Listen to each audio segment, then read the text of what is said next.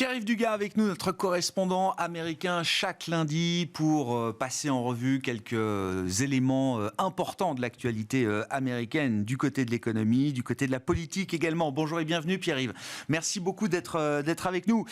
L'économie cette semaine, ce sera la publication de l'inflation aux États-Unis pour le mois d'avril, le fameux CPI. On a derrière nous 3 publications sur les 3 mois précédents qui ont été plutôt des déceptions dans le sens où l'inflation a montré une forme de résurgence et était ressortie au-delà des attentes des analystes et des observateurs. Que peut-on attendre de cette publication et ce rapport d'inflation qui sera publié ce mercredi pour le mois d'avril, Pierre-Yves? J'ai beaucoup aimé, Grégoire, la manière dont Lori Logan, présidente de la Réserve fédérale de Dallas, a présenté les choses sur cette mauvaise surprise de 3 mois consécutifs de CPI à plus 0,4. Elle a dit, bon, s'il y a un élément saisonnier qui intervient pour expliquer cette performance excessive de l'inflation, très bien. Ça veut dire que les choses vont se calmer en avril, mai, juin, mais ça veut dire aussi que la désinflation spectaculaire observée en 2023 était probablement surestimée. On ne peut pas gagner sur les 2 tableaux. S'il y a un événement saisonnier, c'est qu'en fait, dans le rétroviseur, on avait probablement exagéré la bonne nouvelle. Il faudrait qu'on fasse en dessous de 0,4. Je rappelle quelques chiffres. Bien évidemment, 2% à peu près. C'est l'objectif de moyen terme de retour de l'inflation de la Banque centrale américaine.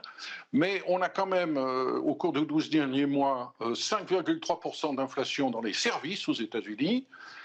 On est très loin de 2%. Les services, ça représente 57% du CPI, de l'indice des prix à la consommation, dans une économie américaine où les services représentent plus de 70%. Alors, est-ce qu'on est dans un plateau de désinflation, après avoir une belle performance de désinflation en 2023, ou est-ce que c'est le début de quelque chose de plus compliqué? Alors, se pose la question, quand on décortique ce qu'il y a derrière ces indices, l'énorme éléphant au milieu de la salle à manger, qui est l'estimation du coût du logement. Le logement, c'est 1/3 du CPI, ça n'est qu'un 1/6 de l'autre indice de mesure de l'inflation, celui qui est, semble-t-il, l'indice préféré par la Réserve fédérale, l'indice des prix des dépenses personnelles de consommation. 1/3. Alors, la théorie, c'est quoi? La théorie, les circonstances atténuantes, l'excuse donnée par la presse américaine, qui est très très pro-Powell maintenant, et très pro-Biden, bien entendu, c'est de dire non, vous allez voir, on accorde une importance excessive au coût du logement dans le CPI, les choses vont se normaliser parce que les nouveaux contrats de location, les nouveaux baux qui sont négociés avec des taux de progression bien plus lents, et il faut que tout ça se répercute. Alors c'est vrai, ça fait 1 an et demi qu'on nous annonce que ça va se répercuter, et pour l'instant, oui, les loyers se calment, mais ils ne se calment pas aussi vite et ne se calment pas autant que prévu. Alors qu'est-ce qui se passe? Alors, on vient d'en parler, il y a l'immigration, tous ces nouveaux immigrants, qu'ils soient légaux ou non, sont en âge de travailler, et quoi qu'en dise Donald Trump, viennent plutôt pour travailler. Ils ont besoin de se loger, et comme ils n'accèdent pas à la propriété dès les premières semaines, ils ont besoin d'accès au logement locatif. La demande de logement locatif a progressé bien plus que prévu au cours des 3 dernières années. Premier point.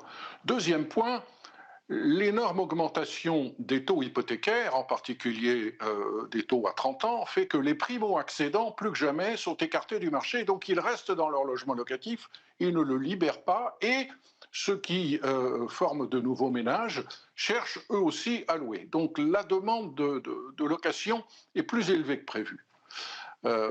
Et puis, il y a les vieux, comme votre serviteur, qui constatent que, bien qu'ils aient une hypothèque à 20 ans, à taux fixe, la mensualité qu'ils doivent payer à leur banque tous les mois a considérablement augmenté depuis 2 ans.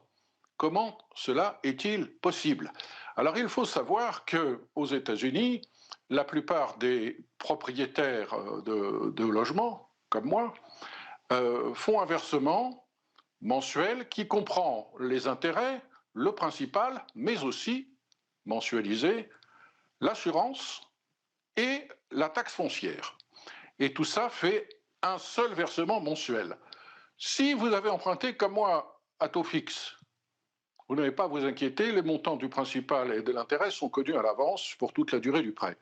En revanche, nous avons une explosion des coûts de l'assurance, plus 15% en ce qui me concerne il y a 2 ans, plus 15% de nouveau l'année dernière, et à cela s'ajoute une augmentation de la taxe foncière parce que, comme beaucoup de gens qui habitent dans des quartiers à peu près corrects, les démocrates locaux sont persuadés qu'il faut faire exploser les taxes locales pour financer les pauvres. Et qu'est-ce qui se passe? Eh bien, les classes moyennes qui habitent dans des quartiers corrects sont en fait soumises à une forme de taxation de leur patrimoine au niveau local, qui n'existe pas au niveau fédéral, mais qui ressemble un petit peu d'un point de vue idéologique à ce que l'on veut pratiquer en France et à l'impôt sur la fortune. Et du coup, vous avez des tas de baby boomers qui ont vu s'envoler de 20-30% leur échéance mensuelle. Qu'est-ce qui se passe? Un, ils vont consommer moins. Deux, ils sont de très mauvaise humeur. Ça se ressent probablement dans leurs intentions de vote. Surtout quand le président Biden, qui cherche à se faire réélire, leur dit depuis 1 an et demi, ne vous inquiétez pas, l'économie va très bien, l'inflation ralentit. Non, elle ne ralentit pas. Nous constatons quotidiennement que les prix augmentent de manière spectaculaire, pas simplement sur les produits alimentaires, qui ne baissent pas, quoi qu'on en dise, mais qui augmentent spectaculairement sur des choses incontournables qui sont des points centraux de nos budgets mensuels, à savoir le logement. Donc ça, c'est un problème qui se répercute sur la mesure de l'inflation, sur la propension à consommer, sur l'humeur des Américains, et qui complique la manière dont la Réserve fédérale doit lire les anticipations inflationnistes. Un dernier point, si je peux, Grégoire, sur les anticipations inflationnistes. Les sondages de la Réserve fédérale de New York nous ont montré il y a quelques jours qu'elle progressait légèrement. Ce n'est pas bon signe.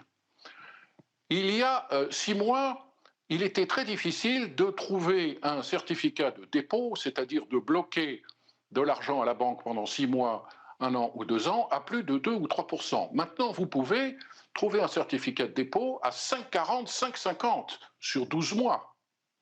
Ça veut dire quoi? Ça veut dire que, les marges des banques sont en train de baisser parce que pour rémunérer leurs déposants, elles sont obligées de payer plus, ce qui explique les inquiétudes sur les valorisations boursières des banques. Mais ça veut dire aussi que les anticipations inflationnistes des épargnants ont augmenté et qu'ils ne veulent plus se satisfaire d'un taux de rémunération de 2% dans un environnement où l'inflation de leur vécu est nettement supérieure à 5%.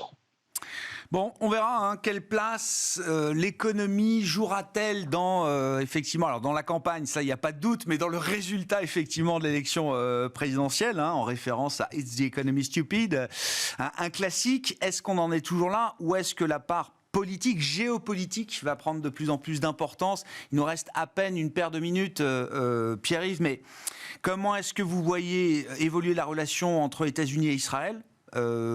Et comment est-ce que cette relation va avoir un impact dans la campagne présidentielle et quel est l'enjeu pour un Joe Biden aujourd'hui notamment? Je crois que la communauté juive aux États-Unis, qui est extrêmement diverse et qui ne peut pas se résumer simplement à une intention de vote, est absolument déchirée de voir ce qui se passe à Gaza. Et que l'unanimité du début octobre s'est considérablement délitée. Joe Biden va probablement souffrir de moindre taux de participation de toute cette constituency, de tout cet élément, de tout ce socle dur de l'électorat démocrate qui est le vote juif américain. Dans l'ensemble, les Américains juifs votent démocrates. C'est une tradition qui remonte aux années 30.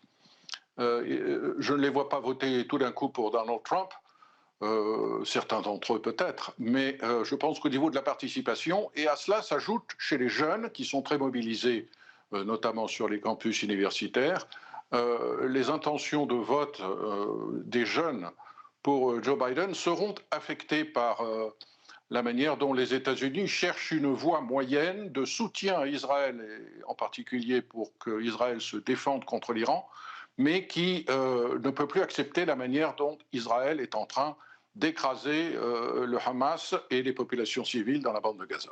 Le mouvement dans les campus, les manifestations dans les campus américains, c'est quelque chose qui va marquer cette élection, j'allais dire, jusqu'au moment du scrutin, Pierre-Yves ?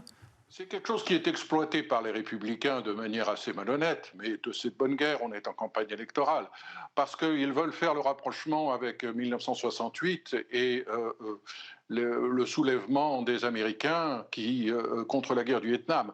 Il y a une énorme différence, bien évidemment, par rapport à 1968. D'abord parce qu'il n'y a pas d'Américains qui combattent à Gaza.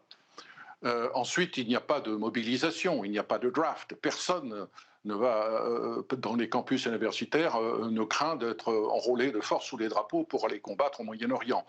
Il y a une forte réaction émotionnelle de la part d'une jeunesse qui est, on va dire, fortement influencée par les valeurs qu'on leur enseigne dans les universités américaines et qui sont des valeurs, on le sait, qui sont des valeurs très différentes de celles du lobby américain traditionnel qui soutient Israël quoi qu'il arrive.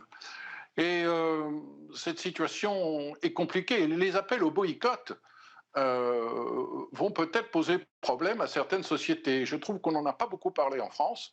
Il y a des sociétés françaises qui sont directement concernées par les appels au boycott qui sont proclamés sur le campus de Columbia, de Harvard et de MIT. AXA, Carrefour, Orange en particulier, sont en première ligne accusés de travailler étroitement avec les autorités israéliennes. Merci beaucoup Pierre-Yves, merci pour votre éclairage hebdomadaire sur l'actualité économique et politique américaine. Pierre-Yves Dugas, notre correspondant américain, quart d'heure américain, que vous retrouvez évidemment en replay et en podcast.